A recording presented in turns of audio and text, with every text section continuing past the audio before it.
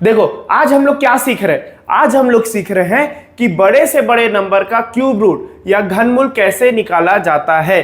और ये मेरी गारंटी है कि अगर आप इस वीडियो के एंड तक रुक गए तो आप बड़े से बड़ा नंबर, चाहे वो 6 डिजिट का या 7 डिजिट का क्यों ना हो, 7 अंकों की संख्या क्यों ना हो, आप 2 सेकंड के अंदर उसका क्यूब रूट बता दोगे, घनमूल बता दोगे। कि अगर उसका क्यूब रूट दे दे तो आप बोल दोगे कि ये इसका क्यूब रूट है। तो सबसे पहले समझते हैं कि सर ये क्यूब क्या होता है, फिर समझेंगे क्यूब रूट क्या होता है। तो देखो क्यूब का क्या मतलब होता है। जैसे मैं लिखता हूं 1 का क्यूब या 2 का क्यूब या 3 का क्यूब, 4 का क्यूब, 5 का क्यूब, 6 का क्यूब, 7 का क्यूब, 8 का क्यूब, 9 का क्यूब और 10 का क्यूब, एक बार लिख देते 11 का क्यूब। तो इसका क्या मतलब होता है। अगर 1 के क्यूब का मतलब होता है 1 3 बार गुणा है। 2 का क्यूब, यहां 3 लिखा है ना, तो 2 का क्यूब का मतलब होता है 2 कितनी बार गुणा है, 3 बार। 3 कितनी बार गुणा है, 3 बार। 4 कितनी बार गुणा है, 3 बार। 5 कितनी बार गुणा है, 3 बार। 6 3 बार। ठीक है। और सबको इसका अगर पता हो कि इसका आंसर क्या था, कम से कम 10 तक पता रहना चाहिए, तो बिल्कुल आपको सेकंड भी नहीं लगेगा और पूरा आंसर आ जाएगा आपको आंसर क्यूब रूट निकालने के लिए। जैसे कितने लोग को याद है, जिन लोग को याद है वो मेरे साथ बोलते रहेंगे, जिनको याद नहीं है उनको क्या करना है, अभी याद कर लेना है। जैसे ये क्या होता है 1, 2 का क्या होता है 8, याद है तो आप बोलते रहो।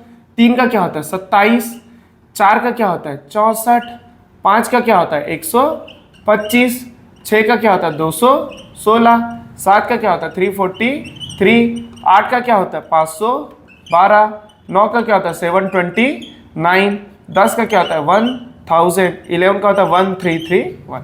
अब अगर ध्यान से देखो तो ये तो मैं लिख दिया क्यूब, ये लिख दिया मैं घन। ठीक है।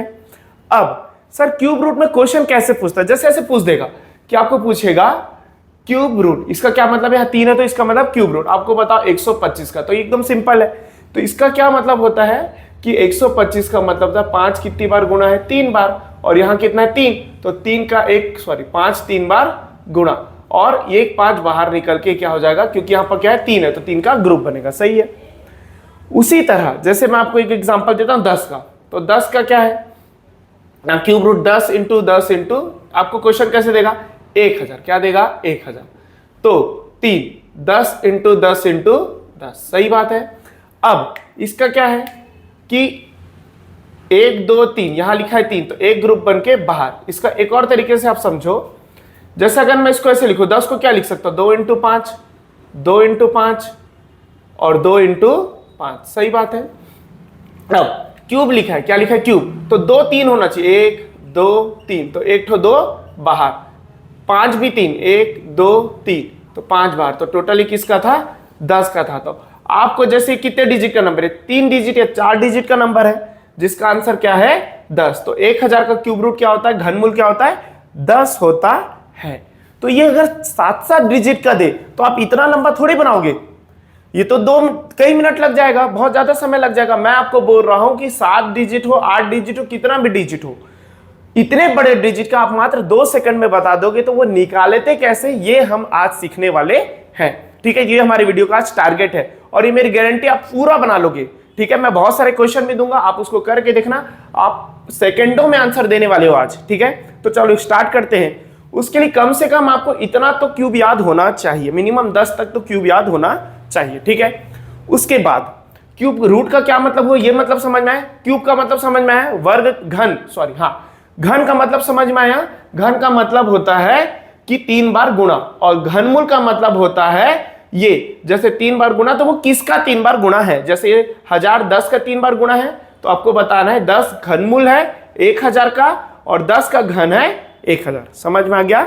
1000 का घनमूल 10 है और 10 का घन है 1000। समझ में आया। तो आज हम लोग स्टार्ट करते हैं और शुरुआत हो गया है। अब आपको सिर्फ एक बात पता होना चाहिए, वो कौन सी बात है, तो घनमूल का मतलब समझ में आ गया ना। ठीक है। अब देखो वो कौन सी बात है जो आपको पता होना चाहिए, सिर्फ आपको इकाई का अंक याद होना चाहिए। क्या बोला मैं, सिर्फ आपको अगर इकाई का अंक याद है ना, तो बिल्कुल देखो आप सेकंडों में आंसर निकालोगे। इकाई का अंक मतलब जैसे देखो 1 का इकाई का अंक 1 है, 2 का इकाई का अंक क्या है, इसमें तो एक ही अंक है ना 8, 3 का इकाई का अंक देखो 7 है, 4 का इकाई का अंक देखो 4 है, 5 का इकाई का अंक 5 है, 6 का इकाई का अंक 6 है, 7 के इकाइकांक 3 है, 8 के इकाइकांक 2 है, 9 के इकाइकांक 9 है और जीरो के इकाइकांक 0 है और वापिस 1 का 1। तो ठीक है, अब इसको याद करना है। ठीक है, तो मैं आपको बिल्कुल 1 मिनट के अंदर याद करवा देता हूं। ठीक, आपको अब भी याद हो जाएगा, बहुत ध्यान से सुनना मैं क्या बोलने वाला हूं। देखो नंबर, देखो पहला नंबर 1, आखिरी नंबर 9, बीच का नंबर और 0, एक पहला नंबर 1, आखिरी नंबर 9, बीच 1 0 और बीच का नंबर 4 5 6। समझ में आया? ये जो 6 नंबर का ग्रुप है, देखो इसका इकाइकांक वही है जो ये है। क्या बोला मैं? देखो 1 के इकाइकांक 1 है, 9 के इकाइकांक कहाँ गया? 9 के इकाइकांक 9 ही है, 0 के इकाइकांक 0 ही है, बीच में 4 5 6, इसका इकाइकांक क्या है? 4 का इकाइकांक 4 है, 5 के इकाइकांक 5 है, 6 के इकाइकांक 6 है। तो निपट गया ना, 6 अंक निपट गया। कितना निपट गया? 1 2 3 4 5 6 हो गया। अब 2 के इकाइकांक का अगर फोकस करोगे तो देव के इकाइकांक 8 है, 2 के इकाइकांक क्या है? 8 है और 3 के इकाइकांक क्या है? 7 है। देखो 2 के इकाइकांक 8 है और 3 के इकाइकांक 7। अब इसको याद कैसे करें? किन दो को जोड़कर 10 होता है। क्या बोला मैं? किन दो को जोड़कर 10 होता है। जैसे 2 में क्या जोड़ोगे सर? 2 में 8 जोड़ेंगे तो 10 होगा। 3 में क्या जोड़ोगे? 7 जोड़ोगे तो 10 होगा। तो 2 का 8 हो गया, 3 का 7। याद हुआ? इकाइकांक 2 का इकाइकांक 7 और 3 का 2 का 8 और 3 का 7। 2 में क्या जोड़े कि 10 हो जाए? 2 में 8 जोड़ोगे तो 10 हो जाएगा। 3 में क्या जोड़े कि 10 हो जाए?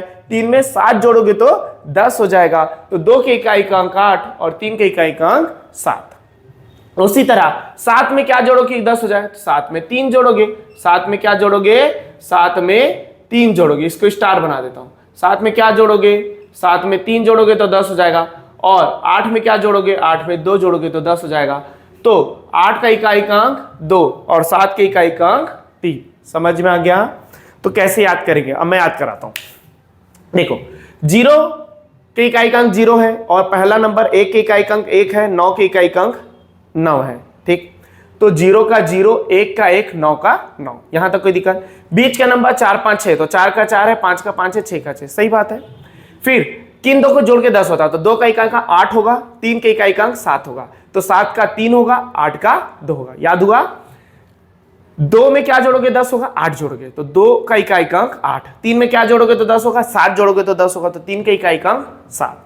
7 के इकाइकांक क्या जोड़ोगे 7 में कि 10 होगा, तो 7 में 3। और 8 में क्या जोड़ोगे कि 10 होगा, तो 2।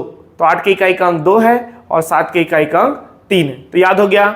0 का 0, 1 और 9 का 1 और 9, बीच का 4 5 6, तो 4 5 6 का 4 5 6। ऐसा याद हुआ? फिर 2 का 8 है और 3 का 7 है, 7 का 3 है और 3 का 7 है, 8 का 2 है और 2 का 8 है। ऐसे याद रखना। ठीक है, अब अगर इतना बात याद हो गया तो आपको बिल्कुल सेकंड लगेगा क्वेश्चन बनाने में। तो चलो मैं क्वेश्चन देता हूं, 2-3 क्वेश्चन मैं करके बताता हूं, फिर आपको मैं क्वेश्चन दूंगा, आप करके बताना। ठीक है, तो पहले जैसे मैं क्वेश्चन यहां लिखता हूं, तब तक अगर आप इसको याद कर सको तो याद कर लो। कुछ नहीं करना है, सिर्फ आपको घन पता होना चाहिए कि देखो 1 का घन 1 होता है, 2 का 8, 3 का 27, 4 का 64, 5 का 125, 6 का 216, 7 का 343, 8 का 512, 9 का 729 और 10 का 1000, 11 का 1331। तो 11 तक भी ठीक है। उसके बाद 0 1 और 9 का 0 1 9, बीच का 4 5 6, तो 4 5 6 इन नंबर का वही इकाई है जो ये है। 2 का 8 है, 8 का 2 है, 3 का 7 है, 7 का 3 है। तो आप इसको याद अगर कर लिए हो, ठीक है, तो अब आपको देखना कितने जल्दी आप बड़े से बड़ा क्वेश्चन बना लेते हो। तो मैं क्वेश्चन लिखता हूं, यहां पर मैं 2 क्वेश्चन लिखा हूं। पहले मैं आपको इसको सॉल्व करके बताता हूं कि इसका क्यूब रूट क्या होगा, इसका घनमूल क्या होगा और इसका घनमूल क्या होगा। तो देखो कैसे करते आप पहले सीखो। तो सबसे पहले यहाँ 3 है ना, तो 3 का एक ग्रुप बनाओ। किसका ग्रुप बनाओ? 3 का एक ग्रुप बनाए, फिर जो बच गया उसका एक ग्रुप बनाओ। यहां पर 3 का एक ग्रुप बनाओ, फिर जो बच गया उसका एक ग्रुप। समझ में आया? अब देखो 8 का इकाई अंक क्या था? 8 किसके इकाई के अंक में था? 8 का 2, तो 8 2 के इकाई के अंक में था। फिर ये 3 निपट गया, 1 2 3। अब 74 किन दो नंबरों के बीच में आता है? 74 देखो 64, 4 का 64, 5 के 125, तो 74 इन्हीं के बीच में आएगा ना। देखो 74 64 से ज्यादा है और 125 से कम है, तो 74 64 से ज्यादा और 125 से कम है, तो इसका कितना होगा 4। छोटा वाला लेना, क्या लेना है, छोटा वाला, तो क्या होगा 4। तो ये किसका क्यूब रूट था, 42 का था। समझ में आया। तो देखो इसको भी मैं बताता हूं, आप ध्यान से देखना। पहले 3 का एक ग्रुप बनाया, फिर बच गया उसका ग्रुप बनाया। 7 किसके में आता है बताओ, 7 आता है 3 में, बताया था 3 का 7, 7 का 3, तो 7 3 के में आता है। ठीक है, अब 148 किन दो के बीच में आता है, तो देखो 5 का क्या होता है 125, 6 का 216, तो इन्हीं के बीच आता है ना। 5 का 125, 6 का 216, तो 148 इन्हीं दोनों के बीच में आएगा, तो हमको छोटा वाला लेना है। क्यों छोटा वाला, 5, क्या लेना है 5। तो ये किसका था, 53 का था। ये किसका था, 53 का था। देखिए कितना आसान है। चलो एक दो क्वेश्चन मैं देता हूं, और 2 क्वेश्चन देता हूं, आप उसको पहले सोचना, आप पहले करना फिर मैं बताऊंगा। देखो यहां पर और 2 क्वेश्चन दे दूं, आप इसको ट्राई करो, मैं भी इसको बनाता हूं, तब तक आप भी मेरे साथ ट्राई करते रहो। तो देखो सबसे पहले 3 का एक ग्रुप बनाए, बची हुई संख्या का एक ग्रुप बनाए, यहां भी 3 का एक ग्रुप बनाए, बची हुई संख्या ग्रुप बनाए। ठीक है, अब 6 का क्या होता है, मैं बताया था 4 5 6, 6 का 6, सही है ना, याद है ना। 1 का 1 है, 9 का 9 है, 4 5 6 का 4 5 6, 0 का 0 है, फिर 2 का 8 है, 8 का 2 है, 3 का 7 है, 7 का 3 है। ठीक, तो 6 का 6। अब 438 किस किस के बीच में आता है, ठीक है। तो 438 देखो ये 512 से कम है, मतलब 8 के क्यूब से कम है, और 7 343 उससे ज्यादा है, तो 343 से ज्यादा है और 8 से कम है, 512 से कम, इन्हीं दोनों के बीच आएगा, तो छोटा वाला लेना। कौन सा वाला लेना है, 7। तो ये किसका था, 76 का था। किसका था, 76 का था। ठीक है, अब ये वाला आप ट्राई करो, खुद सोचो। अब देखो सोच के बनाना, आप पहले पेन मत चलाओ, ठीक है, सोचो। 2 का 8 होता है, ठीक है, 8 का 2, तो यहां आएगा 8। अब 6 8 1 ये किससे ज्यादा है, 512 से ज्यादा है, तो और 9 का क्या होता है 729, तो 8 और 9 के बीच आ रहा है ना, तो 88, ये 88 का है। देखो मैं क्या बोला, देखो समझ में आया। देखो मैं बता रहा हूं 2 का क्या होता है बताओ आप, 2 का 8, 8 का 2, सही है, यहां तक कोई दिक्कत नहीं। उसके बाद 681 किसके बीच आता है, देखो 512 से ज्यादा है ना, 512 ज्यादा और 729 से कम है, तो 8 और 9 के बीच आ रहा है। 512 ज्यादा है ना 681, और 729 से कम है, तो ये किसका था 8, तो ये क्या हो गया, किसका था ये 88। समझ में आया। मैं 2 क्वेश्चन और दे रहा हूं, आप उसको भी ट्राई करना। पहले आप मन से बनाने की कोशिश करना, फिर आप होश चल लगे तो पेन उठा लेना, लेकिन कोशिश करो कि बिना पेन उठाए उस क्वेश्चन को सॉल्व करना। ठीक है, चलो यहां पर 2 क्वेश्चन मैं और लिख लिया हूं, तो इसको सॉल्व करके देखते हैं। ठीक है, तो आप भी ट्राई करो, आप कोशिश करो मन से। पहले मैं मन से बताता हूं, तो देखो पहले 3 का एक ग्रुप बनाना है, और ये 3 का, ठीक है। अब 3 7 और 3 10, तो यहां आ जाएगा 7, सही बात है। अब 912 729 से ज्यादा है और 1000 से छोटा है, तो 9 और 10 के बीच में है, तो ये क्या होगा 97। समझ में आया। ठीक है, इसको देखो, यहां 3 का एक ग्रुप, यहां 3 का एक ग्रुप, सही बात है। 9 किसके में आता है, 9 के में 9, ठीक है, तो यहां आ जाएगा 9। 970 ज्यादा है 729 से और 1000 से कम है, तो किसके बीच आ रहा है, 9 और 10 के बीच में, तो 99। ठीक है, तो देखो मैं करके बताता हूं।